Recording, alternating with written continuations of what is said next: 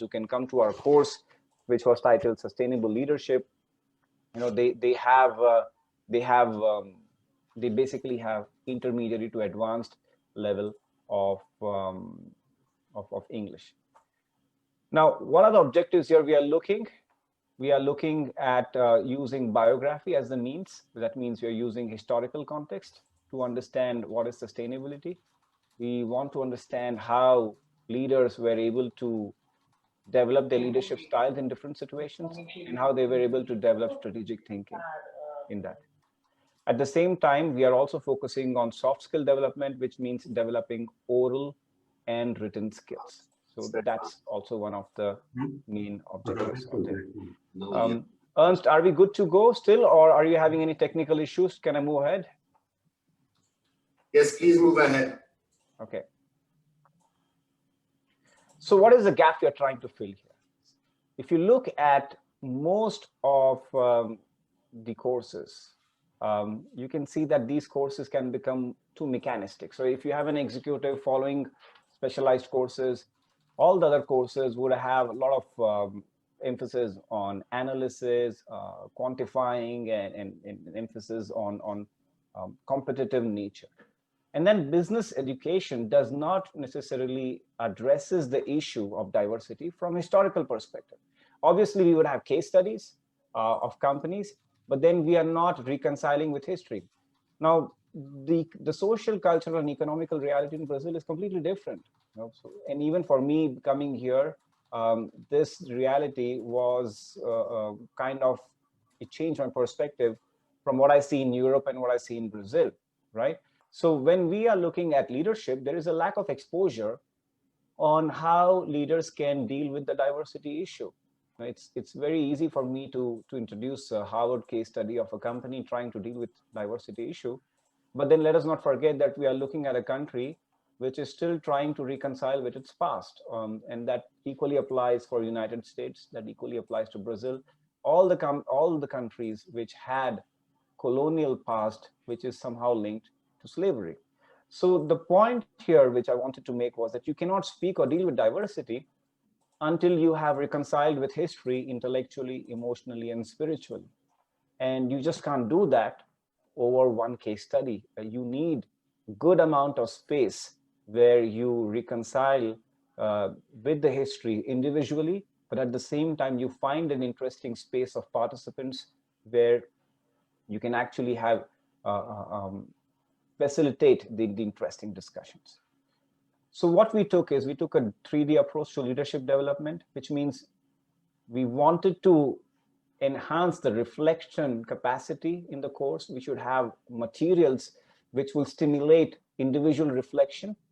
We wanted to have intellectual reflection, which means you have to extend the worldview. We had to encourage group discussions and introduce some pedagogical activities, and a classroom interaction in a healthy atmosphere, which means developing a group cohesion in which you can actually have an open discussion with the classroom participants without having any sort of stereotypical approach. And in doing that, when we are going through this whole transformation of digital learning platforms, reading, reflecting, and writing is extremely crucial process for us. We're almost losing touch with writing. But again, using writing as an important means of developing your thoughts is extremely crucial. So again, that applies for reading.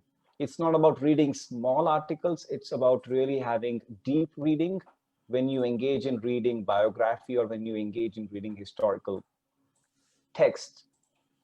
So what we did, we based the course on two leaders, which one was Nelson Mandela and one Abraham Lincoln.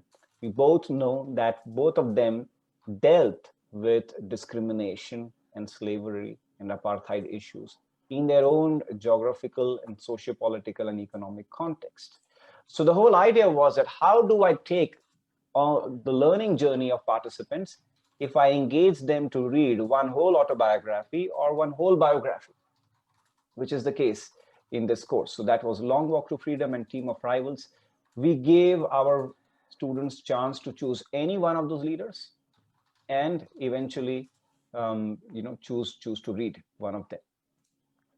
So I would just like to take a moment for you to read, because this text was actually one of the basis for us to stimulate the reflection point, in which it was about where do all the ideas come from. It comes from reflection. It comes from experience.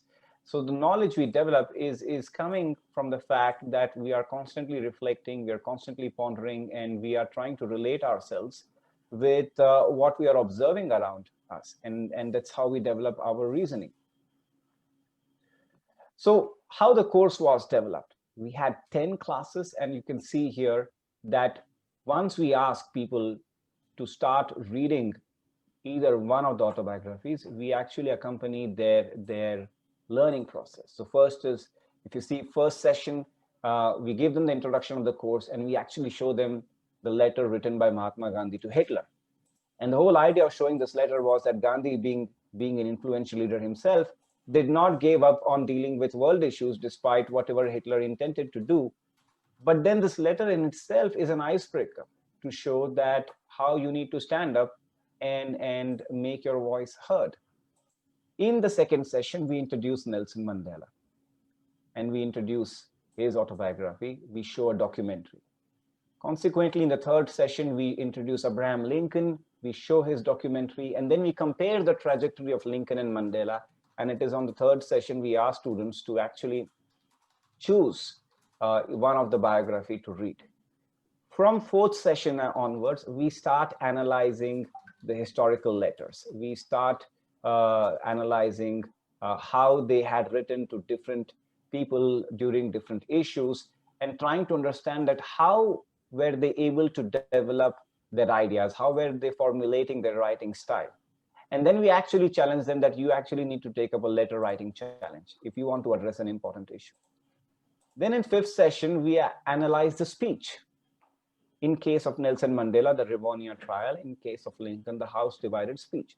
Again, we show them these speeches. We ask them to decrypt it. We ask them to analyze how the leaders had shaped their arguments and how does it helps them. And in parallel, they are also reading the autobiography on their own. Then we challenge them in the sixth session that you have to write your own speech, and we give them random topics, but those are real topics. For example, why there should be arts education, why you should raise minimum wages, why you should have a tax on sugary drinks. Then we ask them to again swap the speeches with their colleague, so that they can actually put themselves in the shoes of others and see how can they deliver the same speech. We also ask them to choose one case after reading the autobiography and present it to the class, why that case makes sense to them, and how this case is relevant to their professional life. And then in the last session, we also ask them to write an article, which means that throughout the course, while you're going through this learning experience, you have to actually pen down your learning experiences in the form of article and share it. And we ask them to publish it on LinkedIn so that they can share it with their community and see if the community responds to the thoughts which they think are relevant.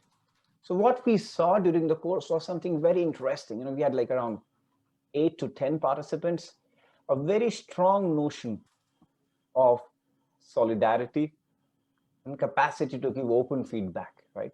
As we started going through different courses, first or second sessions, we started seeing that participants started feeling comfortable in this closed space, and they were able to talk about these issues, including in parallel, we had this whole issue of violence springing up in US, and we were talking about it, and we said that this is what we're actually dealing here, because both of the leaders, Lincoln and Mandela, dealt with these issues. But at the same time, we also saw that while these participants were reading the autobiography, it took them on their personal journey on how they were relating themselves with the character. We had here Carlos, who finished up reading Autobiography of Mandela. Milton finished almost 2 books, and they were surprised by certain facts in how those leaders were able to deal with certain situations. So that individual sense making had given a unique sense of introspection and tacit development. And also, something which is extremely important in executive education is the immediate takeaways. When you go through autobiography, or when you look at certain cases or incidents on how those leaders were able to tackle that, it stimulates immediate feedback on how you want to deal with the situation you are facing in your personal or professional life. And a lot of that, when we saw in other presentations of humanistic management, comes to some certain factors such as empathy, emotional intelligence, teamwork, and strategy. Why certain strategy worked at certain point of time and why it did not work before. For example, in case of Mandela, we saw why certain things worked during his initial phase of struggle, but then after he went to prison, how the dynamics had changed and how he had to rethink the whole strategy on how he would negotiate with the government. The same went for Lincoln as well. So you could actually see that when we talk about leadership, it's not about just talking about theories, but it's also about how do you apply these things in practice. Now, applying that in practice can be too generic when I come up with some general recommendations. But the point here was all of the participants have to develop their own takeaways. We are there to provide certain insights. You are there to develop your own insights, and you have to see what is the immediate takeaway for you. And that's the reason why they are here with us, right? To discuss what were their immediate takeaways after going through these 9 sessions. But even in parallel, there were interesting key takeaways after every session. But then just to give an idea about what were we discussing in the course sometimes, what is the right power? What do you mean by treason? What are the morals? What is right? What is wrong? During that time, slavery and apartheid were considered completely right. So then the question was, what is right and what is wrong? How does society changes its values? What is the just law? What is the unjust law? What is it up? What does it mean to give up a life for a cause? Especially in case of Mandela, we saw that. What is the power of forgiveness? What is the collective power of a society to change the paradigm of thinking? So again, these are some of the questions which we always discussed in the class.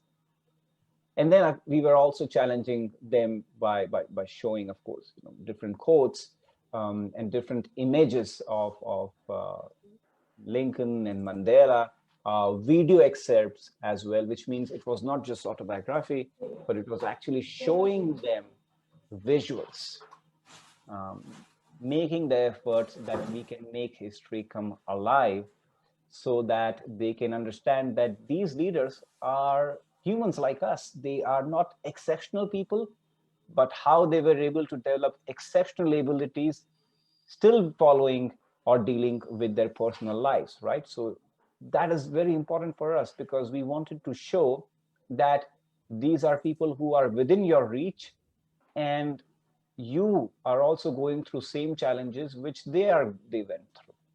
And this is what leadership is about, going through the same challenges. How do you realize that any sort of journey for making an impact is a continuous journey? It's not a myth. It's not a mental projection. It's a constant learning process.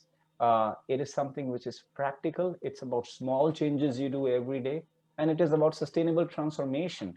It's not like you come to power once and everything changes. Still after coming to power, you have a long way to go to make sustainable transformation. So anyways, that's the brief about the course.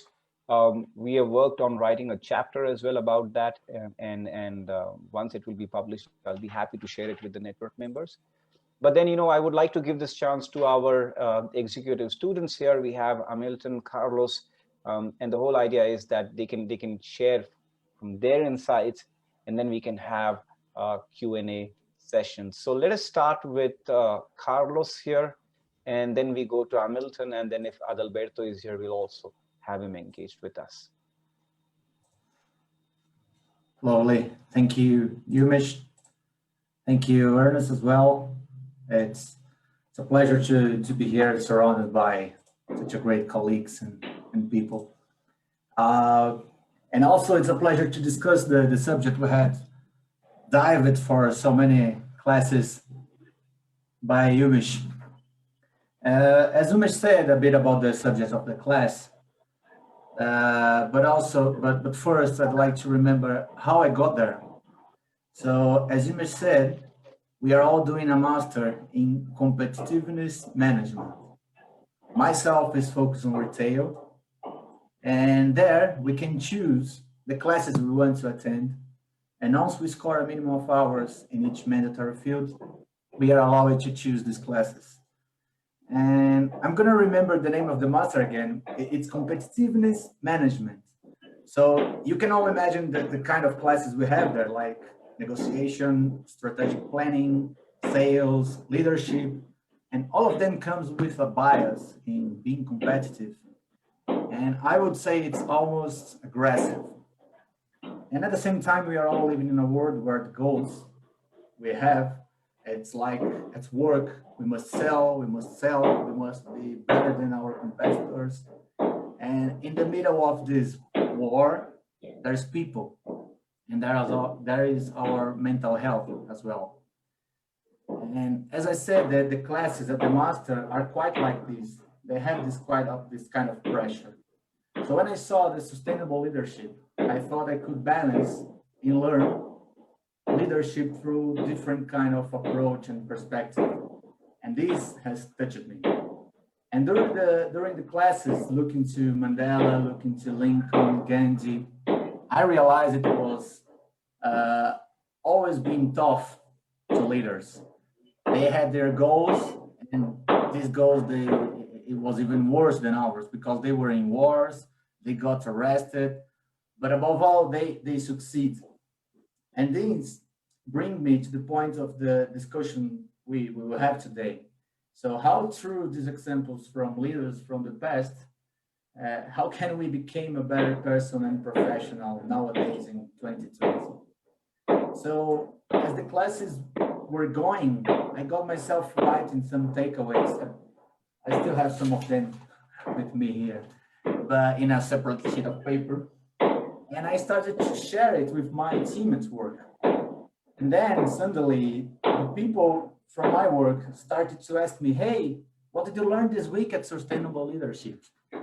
And on that time I realized I was not only being touched, but I had touched others as well with this content. So I want to share some of these takeaways I wrote with you here and just to start the discussion. My first one is about the letter written by Gandhi to Hitler, where he was begging Hitler to stop the war. So it sounds a bit crazy, put yourself in the middle of a problem which is not yours, but mainly when you are talking to Hitler, but still Gandhi did it. So he was very carefully, but he did it. So we do not need to be out of a matter just because we're not part of it. So we can write, we can say things we think carefully, but still let our ideas clear. And it takes me to another note with this, which kind of power as a leader we would like to have? Is to inspire or to order? And this is just my first reflections. And as we were diving through Mandela and Lincoln stories, this takeaway started to come more often. And we had a task to write an article with these reflections, as Umesh said. And I'd like to share you two more stories. As you may know, Mandela stayed in prison for 27 years. And during this time, even though he was badly treated at the beginning, he kept his principles and purpose. With time, showing respect and ignoring the provocations and following the rules, Mandela started to be admired by the prison officers. And even after years later, these guys helped him to know his granddaughter.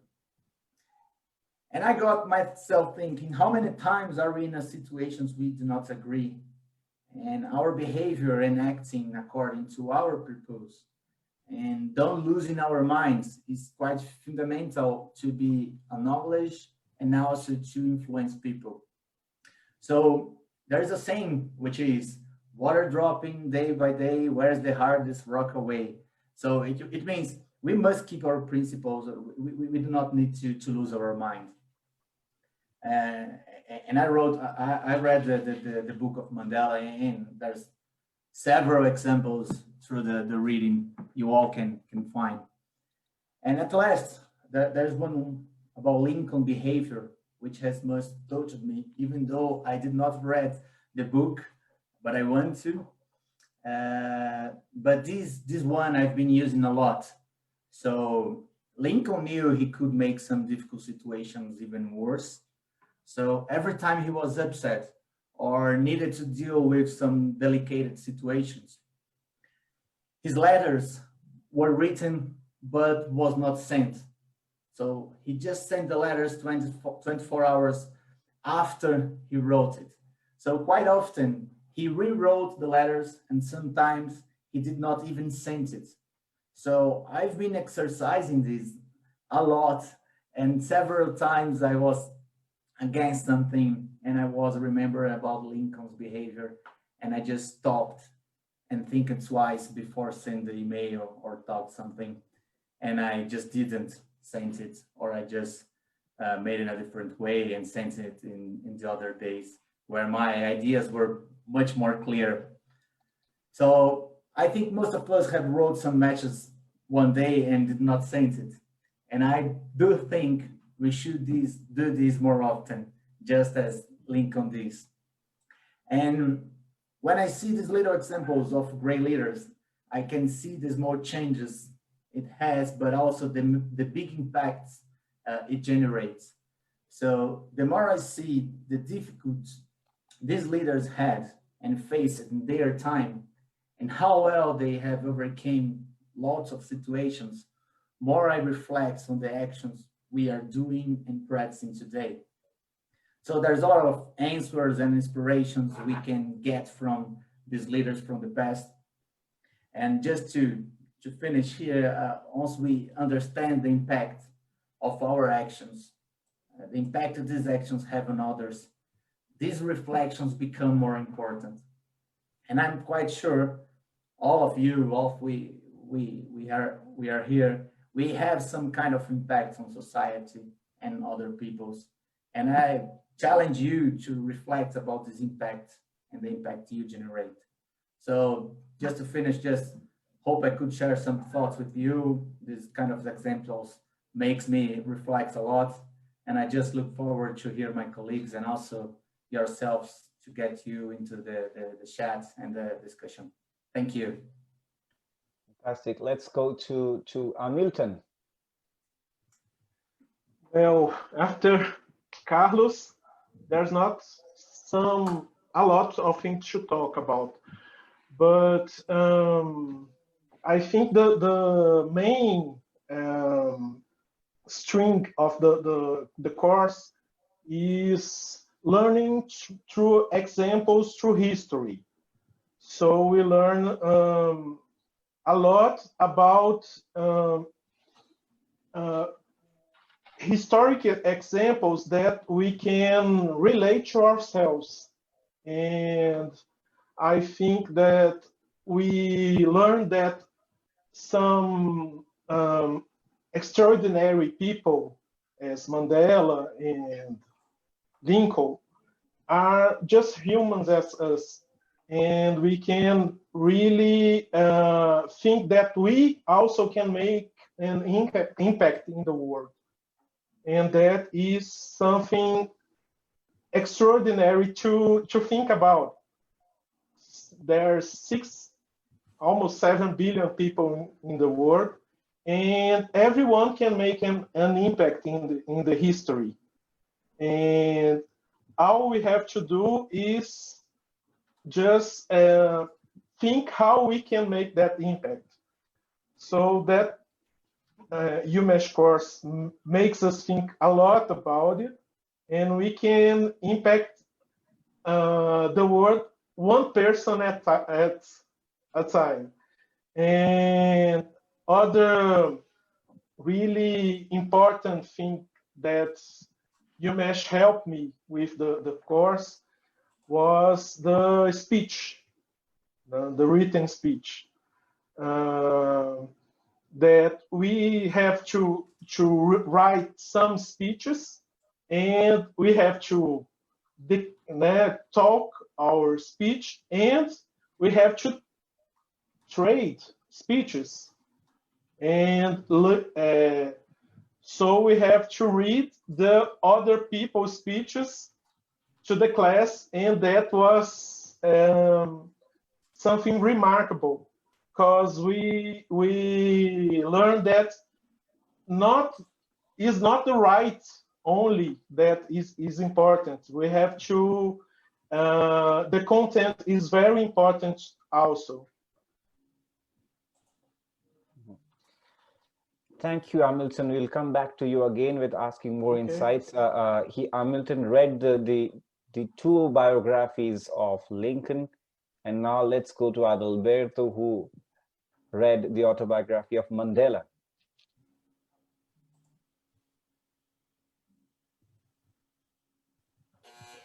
So, Adalberto, let me unmute you. I've asked you to unmute. Oh, okay. Now, yes. Oh, okay. Thank you, everyone, to have this opportunity to talk about the experience that we had in this course. I don't pretend here to summarize everything that we learned during this time, but I'd like to say that Umesh did a great job to provocate us to think in a bold way about the leadership. One example that I realized this week, when I was searching LinkedIn, I saw a commenter from a friend of mine. He had a problem, a company that produced meat, and she sent a complaint to the company, and he received a call from the company saying, and he was very surprised because the person that called to him was the owner of the company. And I just think about that. It's a great lesson, because we are all the time talk about it. Oh, you must do that, you must do that, and you just speak, you don't act. For example, I work with marketing. I go to the meeting, everyone stay out. You must focus on your customer. But your company really doing this in real life and your daily activities. For sure, we have this challenge, you know.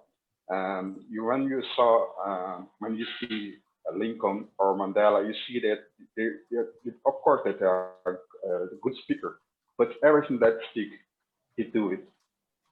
And this is the point. A lot of people don't want to speak. Some companies don't want to position or about a situation, because in the end, someone you ask to what you are speaking that one thing and doing different thing. And this is the great lesson. After this class, for example, I start to watch myself much more than before, because I know that until now, I'm an example for a lot of people, you know. I know my responsibility. For example, I'm a black guy in one of the biggest universities in the world, here in Brazil. So a lot of friends of mine or colleagues look to me and see an example for them. So I have a responsibility for this. And at the same time, companies have the same responsibility. You don't have just to talk about, have to act. And this is a good example. And one other example that I see when I see the biography of Mandela, he's not a hero. He's like a human, like us, you know. He all the time is building himself to be a better man. You know that nowadays you have a big problems in the world, for example, Floyd, the elections. But in the end, you have to act to build a better world, be a better environment in your company. You just have to stop to talk. This is the great lesson, and start to act. And you realize that you have another person that think like you, and you have to connect with them. And this is a great lesson from Mandela, because you see Mandela like a hero, but all the time he was surrounded for good guys. And one lesson that I learned also, because when I saw the biography of Mandela, was start to work in some attorney offices, and one of the best attorney that he met never studied. he was one of the best attorneys that he met. So you have to stop to think about what's your background. Now, if you are good, just take that guy because he's good. Maybe this person that didn't have an opportunity to study, but he's a good person, a good professional. And this kind of thing started me to think about a lot in my company, in my career, in my life, in my daily activities. So I would like to say thank you for provoking us to think a lot of things of how I said before. I don't want to summarize everything, but I can say to you that the biography of Mandela and Lincoln was a great experience. And start to think that someone you'll read in the future my biography. And I hope to inspire others with my examples, with my actions. So this is a great lesson that I bring to my life.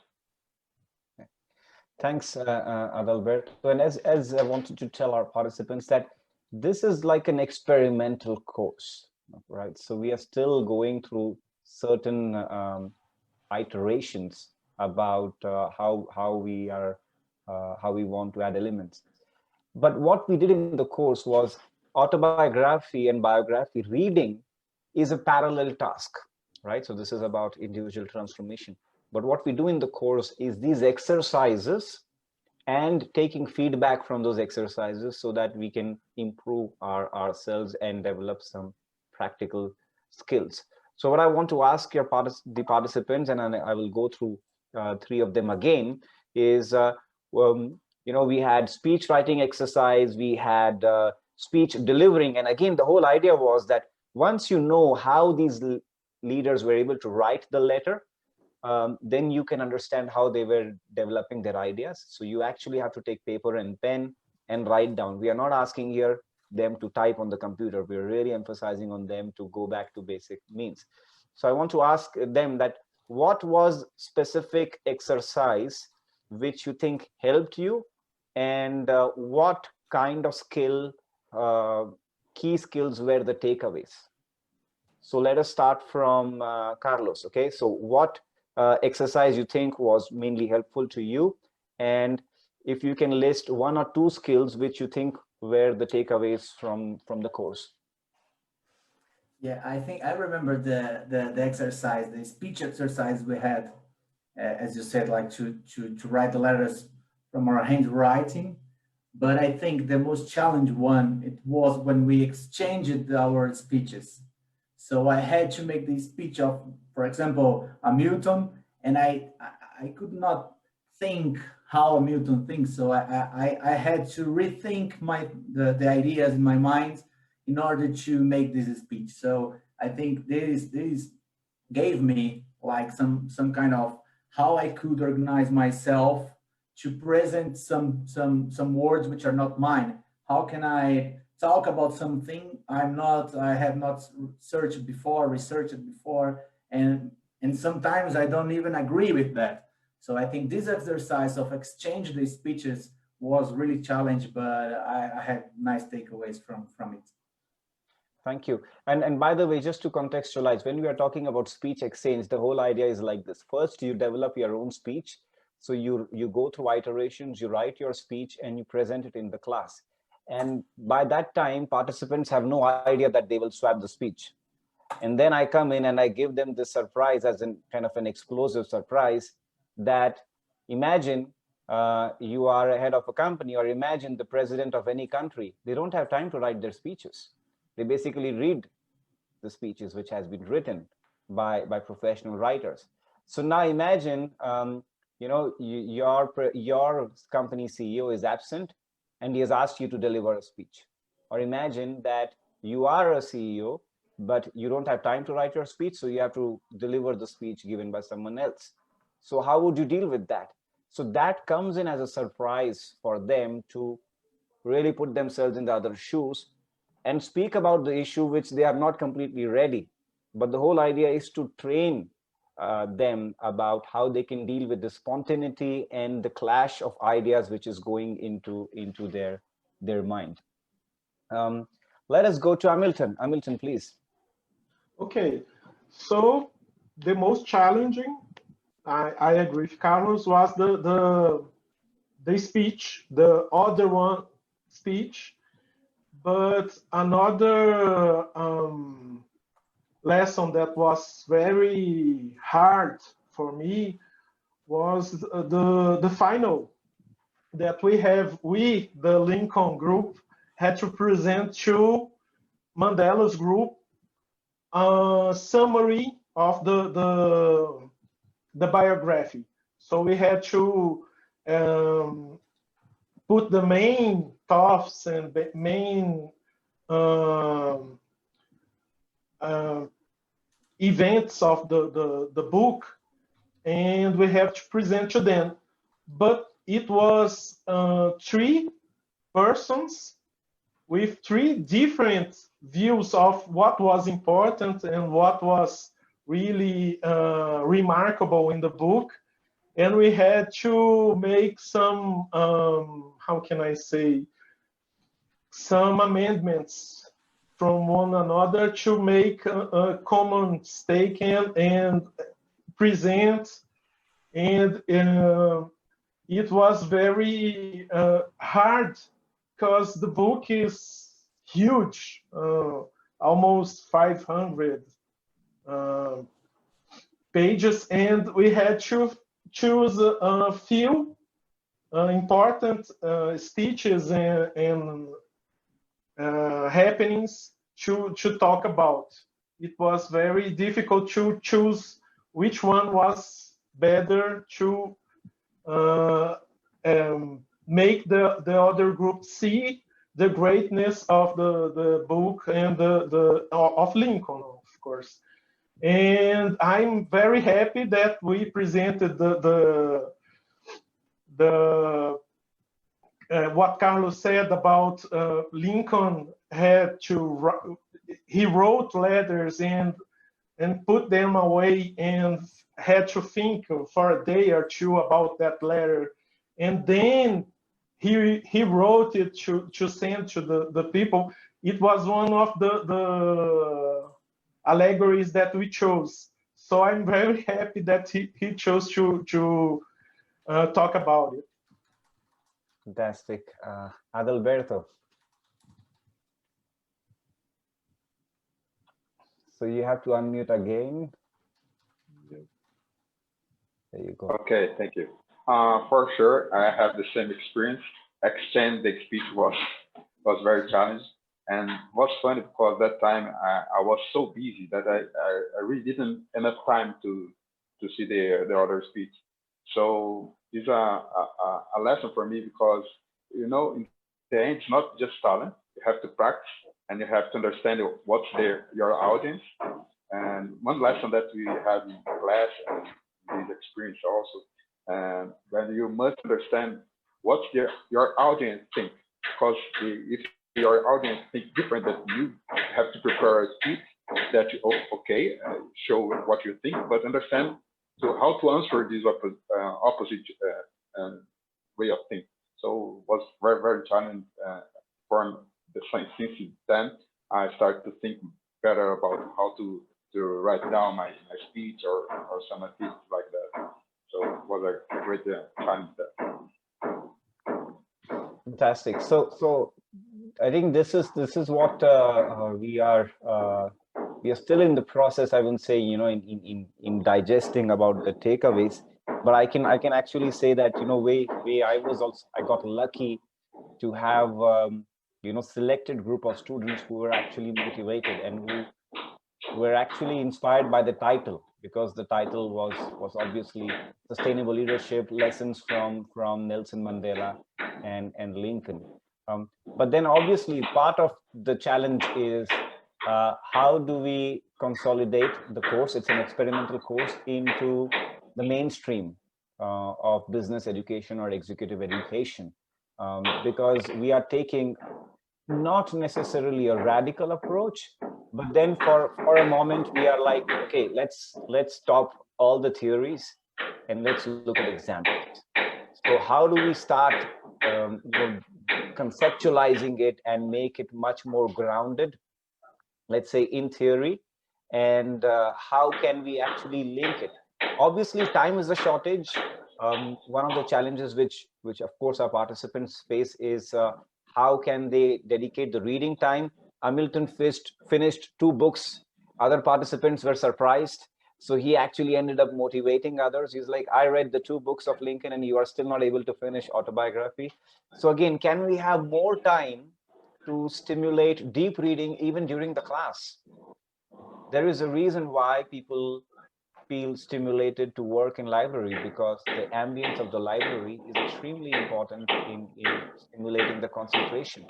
And we are losing that privilege now with digitalization. We are getting away from the books. We are getting away from the pen. We are using more keyboards and we are reading short articles. So really having a space to develop deep thinking, deep reflection, sharing deep thoughts, pondering on historical artifacts is extremely important, and that too in the countries who have to reconcile with the past. And actually, I was discussing with Hamilton and Carlos and Adalberto that Brazil is a country which deals with these issues in day-to-day lives. When it comes to companies dealing with diversity agenda, if you do not have executives who have empathy for dealing with these issues, then you cannot understand how other group has gone through certain challenges. So I think that's a larger topic which we are dealing here, right? If we deal that in business education, we are able to make executives who are much more compassionate, who are much more empathetic, and who have reconciled with the history. Because business schools do not talk about history, but it makes business sense. It makes practical sense for us to talk about history and stimulate changes. So with this thing, I would like to open up now the platform for questions. I see that Adalberto has to go. He has a meeting. But then, thank you very much, Adalberto. And we can open the platform for questions. If Ernst or any other group member has any questions, we'd be happy to respond.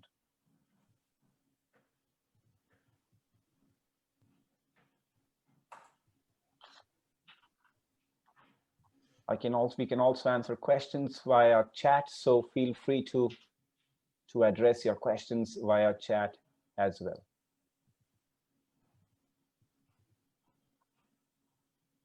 All right, Umesh, thank you so much. And thank you so much, Carlos, Adalberto, Hamilton.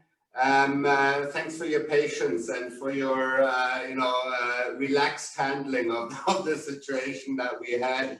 You can imagine that I was not relaxed over the last hour. But it's our first online conference that we're doing in this format, and so it's a learning experience for everyone. And I think this was a learning experience for you also. I mean, this is not the typical executive education class that you went through. And so what I would be curious about is what were your thoughts as participants in the training when you first saw what will be coming up for you. What went through your mind when you saw, like, okay, this is not the the executive training that I normally would go to. And Umesh, how did you develop the idea of doing this course? What was the what was the initiation for taking this approach, for going down this path? Let us hear from them, then I can answer myself. So yeah, I can start. I think first of all, we had in the master some online classes already just before the coronavirus, so it was quite easier for us to change the physical classes to online classes. But about the sustainable leadership classes, this group here, we met before physically. So when we moved to the online classes, it was easy because once we knew the two about the Zoom and everyone moved to online meetings as well, but we all met, we had already met each other physically. So we just continued the story we had begun before to the online. I think there's a challenge to when you start a new course, when you start the class with people you don't know and you just meet online, and all the challenge we face in an online meeting with microphone, cameras which are not turned on, and this kind of things. But I think in this specific subject in leadership, sustainable leadership, for me it was quite easy because we met physically before. But when you received, when you were signing up for the course, and did you know that you were going to read Mandela and that you were going to read Gandhi's letters to Hitler? No, I read about Mandela. When you first realized this is what we will be doing, what went through your head?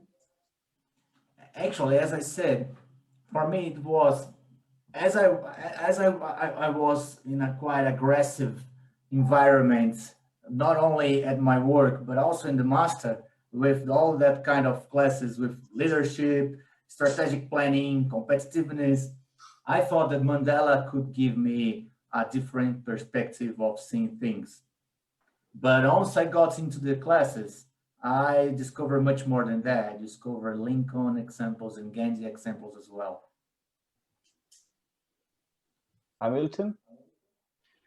Well, I had the previous class with Umesh, managing complex organizational complexity, right? Yes. And I already knew it was going to be a very different, a very unusual approach. And leadership is a theme that is always challenging. And I didn't know how it was going to be taken, but because of the previous classes and great Umesh classes, I signed for this one too. Adalberto, are you there? I think so. If he's I can answer my last question. I had three things now. The first was a course in English. A person from India or accent culture. I think that's very important. And the third and more important was the leadership topic. And I am passionate for this topic, and I think that I must build myself and improve my talents with this. So it's the reason that I choose this course. right. So I would answer by just showing the slide again. If you are seeing here, the way I thought about this course was, for example, if you have these participants are already going through masters in professional competitiveness. The whole idea was that, well, if they're already learning all the hard subjects, what is the point of me being in this course? Right? I mean, I belong to the Sustainability Center, and I knew that they are already having the courses on SDGs and sustainability strategy, UN Global Compact, all other things. So most of the technical course content has been taken away, has been taken up by other professors. So what is the value addition for me being in a 100% Brazilian environment, me being a foreign faculty? What is the different factor, or what is the differentiation which I offer in my course, which let's say in teaching style or even in the content, content being in English, or even in terms of touching the subjects, how will it be different from other courses? And I'll be honest, I've never done this course before. As a professors, we teach many subjects, but this was one of the first subjects. But my inspiration essentially came from reading the lives of Lincoln and Mandela. So that was the kind of reflection to me. I recall going in 2012 to Lincoln Memorial in Washington, And at that time, the only thing I knew that he was a great man and he was a great president. But until and unless I saw the movie Lincoln, I did not understood anything at all. So I ended up reading his books. And the more I read, the more I understood about the complexities of American society, the complexity of slavery, which was linked with the European society, and how these issues were so much deep-rooted. And then the same was with the long walk to freedom. I started reading Mandela's life. I started watching documentaries. But this was more like a personal reflection. And I assumed that that everyone would be knowing about that. But that was not the case. Many people are still ignorant about it. So it all started as an intuition when I shifted to Brazil. But then I offered one course on managing complexity. And then when they asked me about teaching a course, I just started thinking what different I can do. And I used this opportunity to develop this course. And I would be very honest to say that I was developing the course while I had a syllabus or the learning objectives clear. Part of the learning tools was developing continuous with the participants. I had to sense the feeling of the class, how much they were comfortable. Because of the fact that I can understand Portuguese, there was a good amount of blended learning. You know, participants were free to speak in Portuguese. They wrote their speeches in Portuguese. So that was completely free. And I think that also helped. So it was like sensing every session and then really seeing how we can take it ahead. So I think that was also a learning experience for me. And now I think, you know, when I look back at it, I want to consolidate these learnings and make it into some concrete cases and do these refinements. So that's why I think all these inputs are extremely important. Thank you, Umesh. I mean, I think this is very courageous of you in a way, because if your dean asks you, so what will you do in the 8th week of this course, and you say, I don't know, and you have to allow yourself also to not be sure what will happen, and to just be open and transparent and say this is a shared learning experience. None of us know where we will be at the end of this course, but we know that we want to explore together. And I think in that sense it's a courageous move, because quite often we in the academe, when we're teaching, we want to have the certainty of control. So you have to seize control to develop a course like this. And that is not easy for everyone to do. So congratulations on that, I think. We have a question here from Martina, which is, I know this is a stretch, but is this class something that could be turned into a management training tool? I know a lot of older CEOs and leaders who could benefit. Thanks a lot, Martina. Yes, it can be. It can be. I may sound very radical, but I've come to a point, at least I would say for what I've experienced is, you can do training for everything, right? You can do training on big data, marketing hack, and everything. The only thing is you cannot do training is how you transform your own self, and really developing deep sense of values and transformation. And that's why when I took this course, I took to the most simple concepts. We need to transform people when they can transform and they take up the power of transformation by themselves, which means they are engaging in transformational journey, which is happening between them and the book. That is the space where the learning happens. So I completely agree with you that even if we convert it into a management training tool, we really need to give in the space and time where you have a good amount of time for fermentation to take place. If I use that word, right?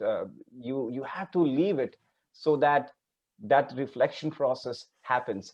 And I do agree that we can create a training program where we can encapsulate certain cases, certain scenarios, where we can clearly highlight, look, this is what Mandela did.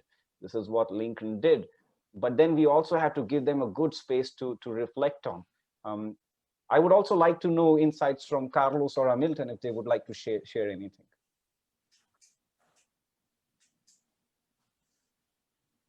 Milton? No, I Carlos, go totally ahead. agree with Umesh. I think we were constructing the course in the meantime we were doing it. So we were reflecting together and transforming ourselves together. In the meantime, the classes were happening. So getting the question of Ernest, and did you know you would see Gandhi? No, I didn't. But on that time, it was the perfect things to happen due to the examples we were discussions during the class. So I think I totally agree with you, Mish. We cannot plan how to transform, but we need to be ready what to say in order we're getting the subjects that are being discussed during the classes. Hamilton? How can I say it? I agree with you and Carlos, and I think the innovation that was to me the course, it was the experimentation that we made in the development of the course, and I think that we learn a lot with everyone. Actually, I learned a lot with Carlos, Alberto, and Paulo, and of course Umesh, and the others. And we had very passionate discussions, and it was really how can I say, sportive also, that we had the course in the beginning of and the middle of this COVID situation, and it was very helpful to me to take my mind. I am a physician, I'm a manager, but I'm a manager and physician, and I had this course taking my mind off the COVID problem, and it was very good for my mental health also, and it was really, really, really good for me. I think that's an interesting point to make, Milton, because when you read the biography of Lincoln, you see he went through a lot of challenges. Yes. And when you see that if he can go through that many challenges, why can't we, right? To build mental elasticity. I have a question here from Fids, right? If you really didn't know what exactly you're doing, how did your university allow to run? Fids, trust me, it was not like course that much. It was not like I came and said, look, I want to deliver this course. There's a lot of process. We had a syllabus in place, and you can actually see the syllabus here, okay? This is the profile, this is the discipline, and you can see we have clearly laid out that it's an individual and collective learning experience. We will feature interdisciplinary perspectives, and then we give AOL objectives as per ASCSP accreditation criteria. And then we do list what is the methodology, right? And if you see, this is something interesting here. The fact that this is a class in the English provides wonderful opportunity to focus on soft skills. If I'm doing this class in the Europe, I would not focus the part on English at all. But because this is a 100% Brazilian crowd, and if you see, there is an overall idea which I give in the syllabus. It's just a thing that I keep it quite relatively open to see where I want to make certain changes. But then this is a very generic outline which is already there in the course. So when the syllabus goes out there, you can get an overview, but a lot of things which happens inside the class, it's like I can't detail out exact readings for you. I wouldn't say this is the exact letter you would be reading on this class, because I would have to select certain letters and speeches of Mandela or Lincoln. And at the same time, once you go through the class, you feel you can understand the level of the class and see if you want to alter any kind of session as well. So this goes out to participants, and only if we have more than 10 participants, the course is validated. Otherwise, the course is not validated. So I must say that I got lucky that we had more than, let's say, 8 to 10 participants. So that's the reason why it was validated. Otherwise, it would have been an idea and only a syllabus in place. Now that we have implemented it, we had run it, we see some interesting insights, we see some takeaways, and the fact that we are presenting it here in this conference, it resonates with this community. So I think that encourages us to see how we can make it better and even more tangible.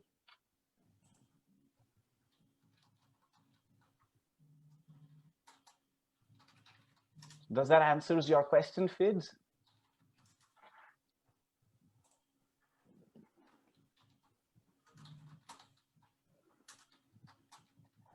Did we have women in the course? What did they say? Yes, we did had. Unfortunately, they were not able to join today's conference. We approached them. But then I would ask Carlos and Milton to see if they can share what our women participants had to say.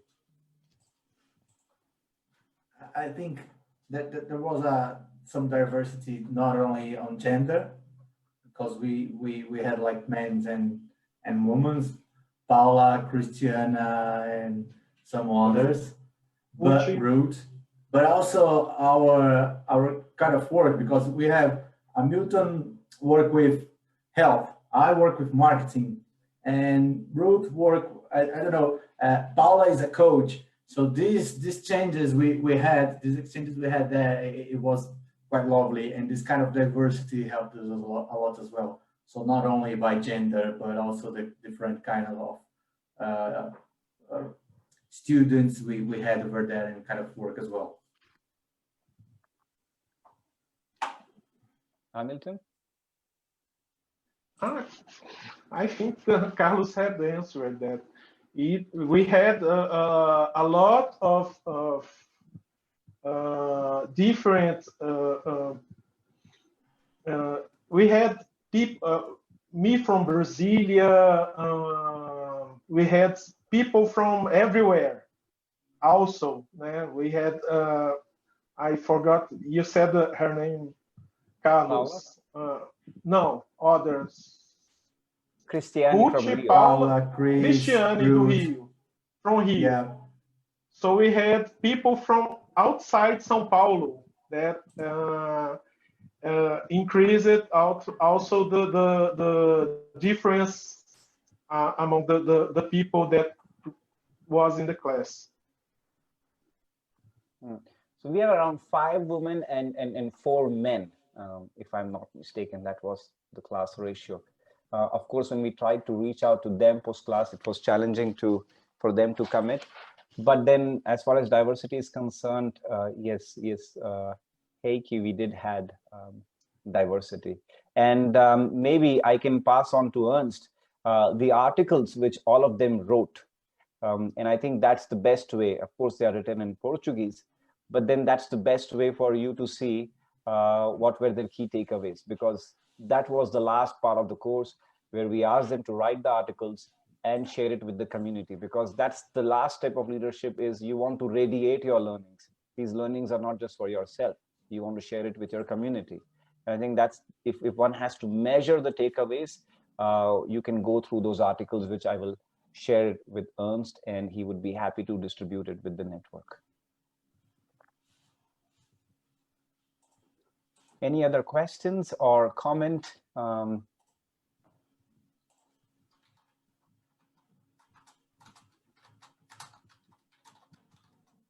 So Ernst, having been said that we are right on time, is there anything else which you want us to comment or add, or any other clarifications? I think it's been a long day for everyone. But those people who are still here and who are rejoining, I want to thank everyone. I want to especially thank the panelists that we had here, Hamilton, Adalberto, Carlos, and Umesh for setting the session up. I I can just continue apologizing for what happened, but that's not going to change anything. So thank you for your understanding and generosity. Thank you for sharing your insights. I'm sure that if we had been able to have the bigger groups, there would be a lot more questions coming, and you wouldn't let off so easily.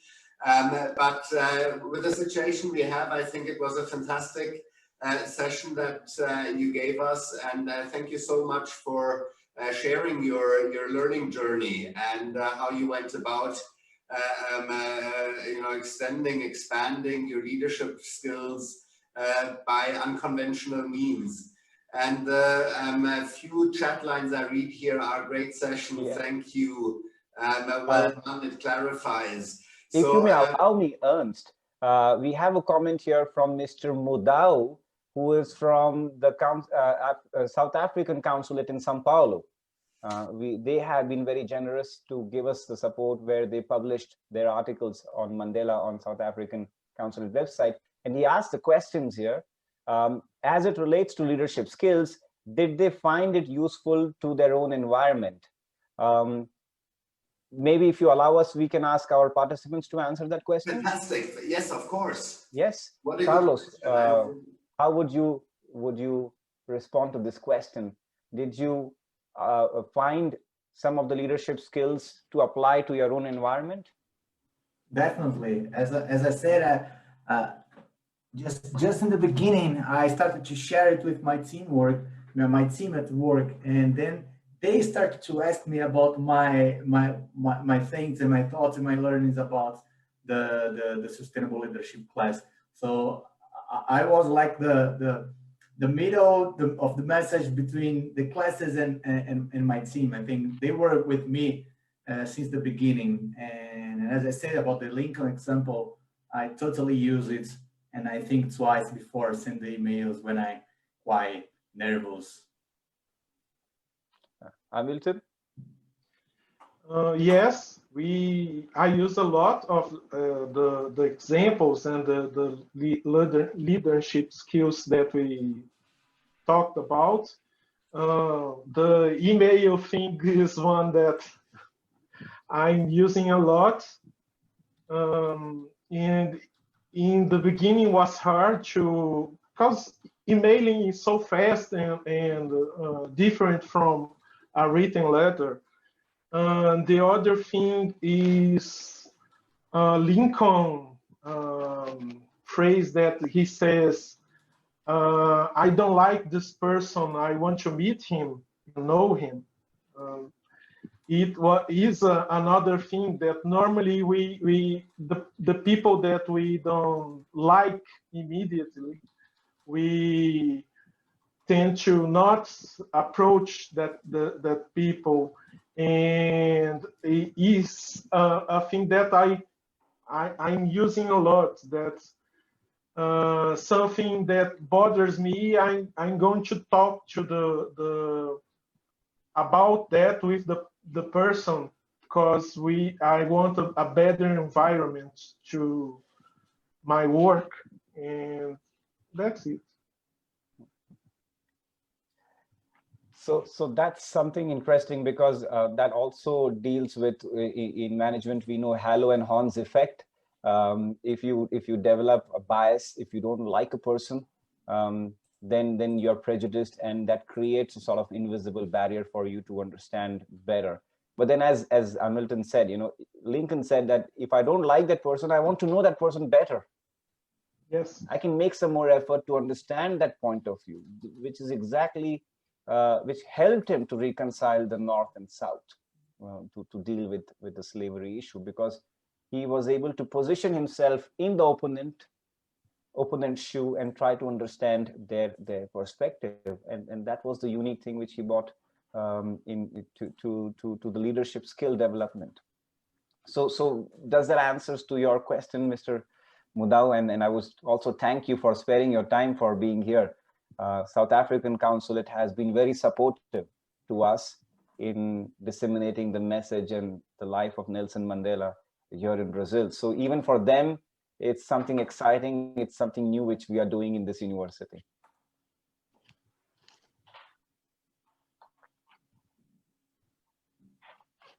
So that's it from our side, Ernst. Now that I think we are good to go. Yes. You are good to go. You're in Europe, you're in Switzerland, and we hope to make a dedicated session once more. You know, unfortunately we had this problem, but we will do it once more if you want. That would be wonderful, and thank you so much once again. I've already said my goodbyes, so I'm not going to repeat them. but thank you so much for closing this second conference day. Check out the program for tomorrow. We've got another packed program. We'll work on the settings for the Zoom room so that we are more vigilant here. And thank you so much, and have a great afternoon, evening, morning from wherever you're joining us. Thank you and goodbye.